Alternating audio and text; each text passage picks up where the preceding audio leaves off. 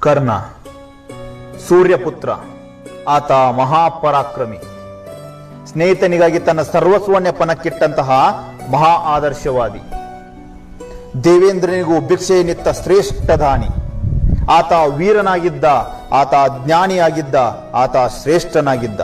ತಾನು ಕುಂತಿ ಪುತ್ರನೆಂದು ತಿಳಿದಿದ್ದರೂ ಸಹ ಯಾರಿಗೂ ಹೇಳದೆ ಜೀವನ ಪೂರ್ತಿ ಸೂತಪುತ್ರನೇ ಆಗಿದ್ದ.